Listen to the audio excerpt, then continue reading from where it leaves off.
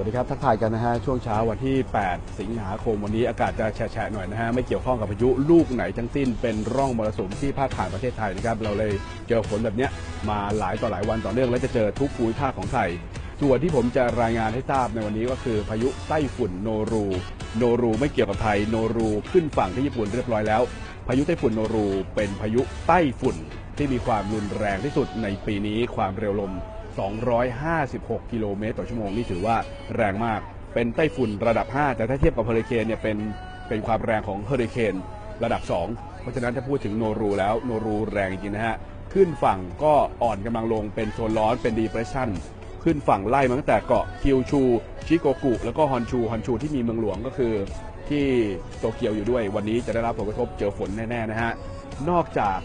ไต้ฝุ่นโนรูแล้วก็เลยอยากจะเล่าให้ฟังอีกพายุหนึ่งอีกลูกหนึ่งเป็นพายุที่แรงที่สุดเท่าที่ประวัติศาสตร์เคยบันทึกเอาไว้ก็คือพายุเฮอริเคนแพทริเซียถล่มเม็กซิโกเมื่อหลายปีก่อนโนรูไต้ฝุ่นระดับ5นะฮะความเร็วลม256 กิโลเมตรต่อชั่วโมงแต่แพทริเซียเฮอริเคนระดับ5ความเร็วเนี่ย325 กิโลเมตรต่อชั่วโมงนี่คือแรงสุดแล้วเท่าที่มนุษย์เคยมีการบันทึกเอาไว้แต่ถ้าหากจะพูดถึงพายุที่แรงจริงๆในโลกเราแพทริเซียนี่แรงสุดแต่ถ้าหากในระบบสุริยะต้องไปที่ดาวพฤหัสนะฮะหลายท่านคงจะเห็นภาพดาวพฤหัสจะมีไอ้เจ้าตาแดงๆไอ้จุดแดงๆเนี่ยไม่ใช่ผิวโลกเขานะฮะไม่ใช่ผิวดาวพฤหัสแต่เป็นพายุลูกที่มีความรุนแรงที่สุดที่เกิดขึ้น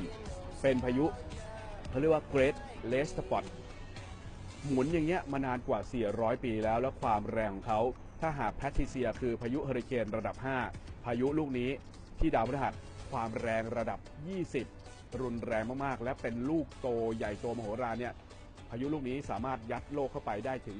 3 ใบเลยทีเดียวนะเป็นพายุที่เกิดขึ้นในระบบสุริยะจักรวาลก็เลยอยากจะนำมาเล่าให้ฟังนะฮะวันนี้เป็นเรื่องเกี่ยวกับพายุฝนฟ้าคะนองทั้งในโลกแล้วก็นอกโลกก็เลยมาทักทายกันนะครับแล้วเจอกันใหม่ครับสวัสดีครับ